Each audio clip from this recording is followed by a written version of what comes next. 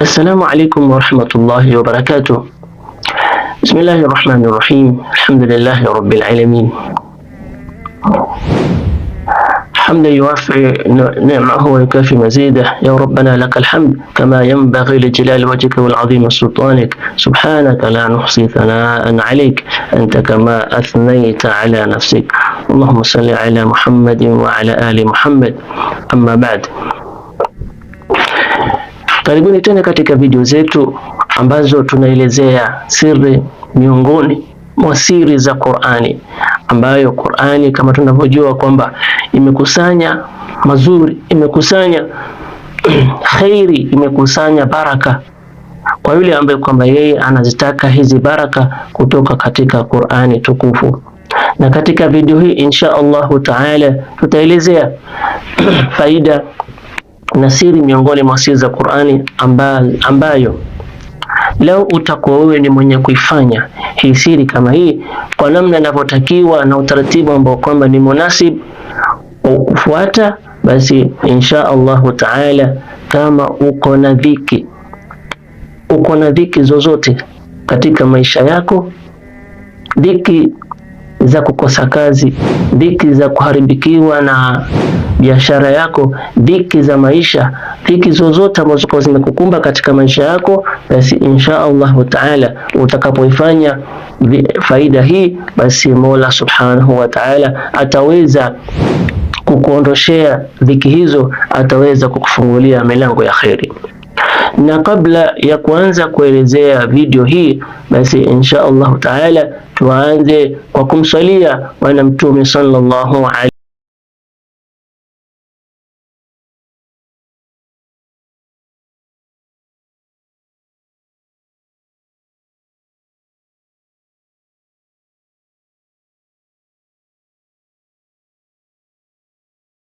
Bila shaka kila mmoja wetu ana matatizo, kila mmoja wetu ana dhiki, kila mmoja wetu ana hamu na ghamu katika maisha yake, na hajui ni njia gani ambayo kwamba yeye anaweza kuifuata ili aweze kutatuka na matatizo kama haya. Bila shaka Mola Subhanahu wa Ta'ala ametuwekea njia ambayo kwamba ni njia bora, njia munasib. Leo tutaifuata, basi tutakuwa ni wenye kufaulu katika maisha yetu ya duniani na vile vile katika maisha yetu ya akhira. Na Qur'ani ni kitabu ambacho bila shaka hakina shaka ndani yake, na kimekusanya mazuri, kimekusanya khairi kwa wale ambao kwamba ni wachaji Mungu, wanaotaka kufaidika na kitabu hichi. Na bila shaka ikiwa sisi tunakumbwa na mitihani kama hiyo, njia ya pekee ya kuweza kutatua matatizo ni kurudi kwa Mola Subhanahu wa Ta'ala, ni kurudi kwa Mola Subhanahu wa Ta'ala kwa nia thabita, kwa nia ambayo kwamba ni thabiti na yaqini. Basi tukifanya hivyo, Mola Subhanahu wa Ta'ala ataweza kututatulia matatizo yetu. Kwa nini tusirudi kwa Mola Subhanahu wa Ta'ala na ili hali kitabu chake kimekusanya khairi? Ni bahari ambayo kwamba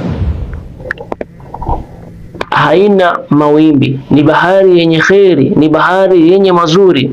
Basi tuandamane pamoja katika bahari hii ya Qur'ani mpaka tufike katika bandari ya mafanikio katika maisha yetu, kwani faida hizi ni faida ambazo kwamba zimetabikishwa, zimefanywa kazi na watu wengi, walillahi alhamdu, na wote hawa walofanyia kazi basi wameona natija yake. Kwa hivyo mimi na wewe tukapenda pia kuelezea faida kama hii, tufaidike sote insha Allahu taala.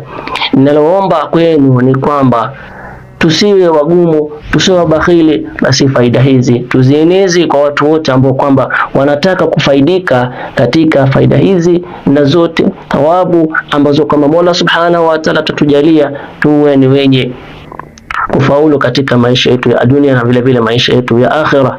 Bila kupoteza wakati, napenda kuelezea utaratibu ambao kwamba ni muhimu sana kufuata, na insha Allah taala ukifuata, basi matatizo yako yote yataweza kuondoka.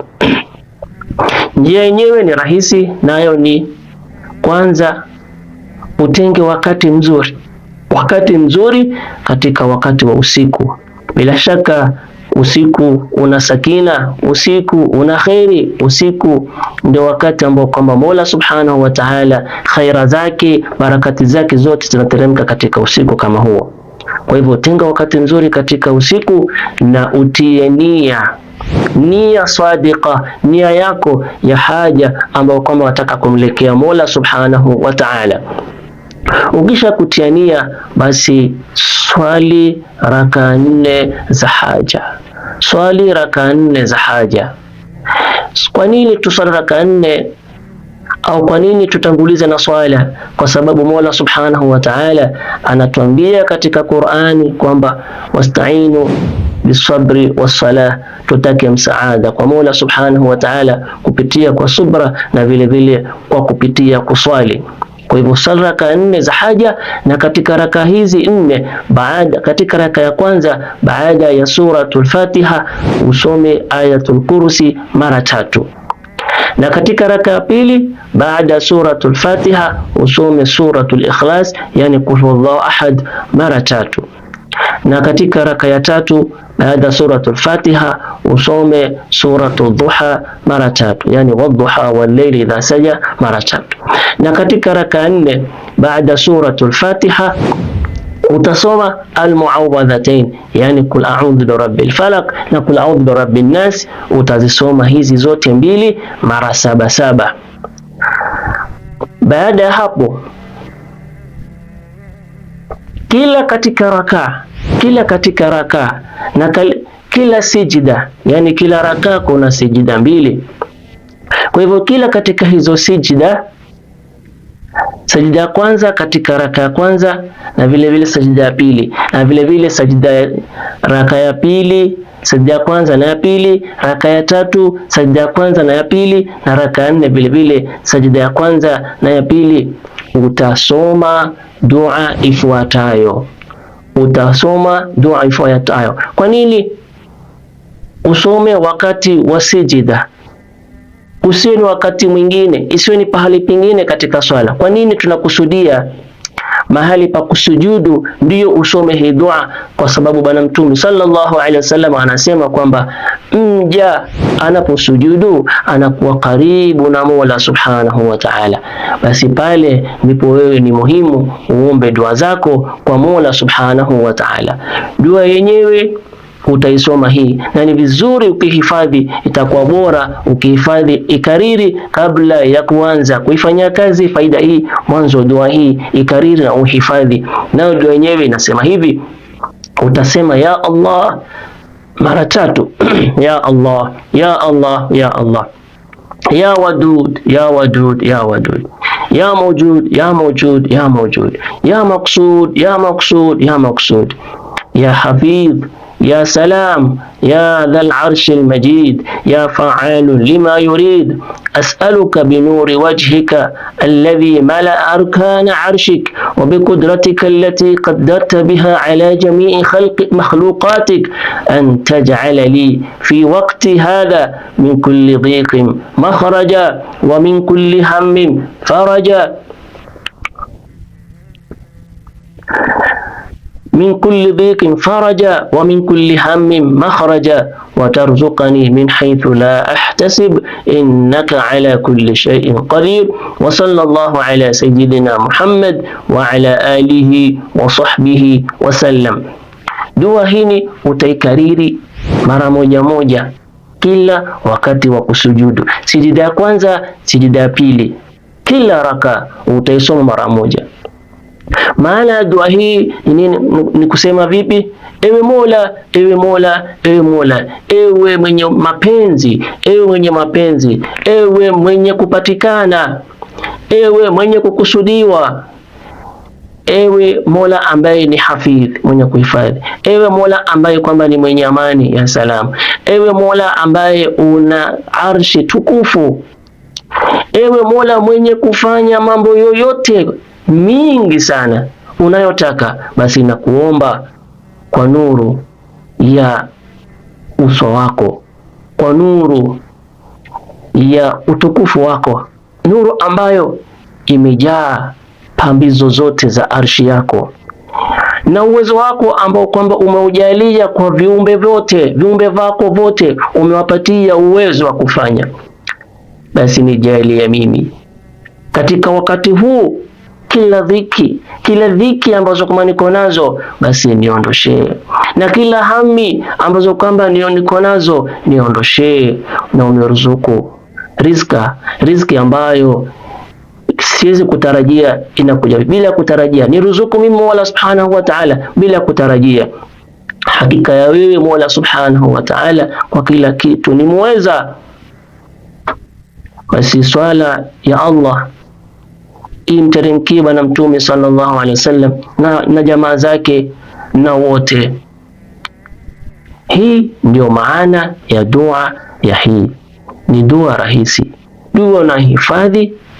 Basi kwa uwezo wa Allah Subhanahu wa Ta'ala, Mola Tabaraka wa Ta'ala atakuondoshea dhiki zako, atakuondoshea mitihani yako, atakuondoshea balaa zako zote.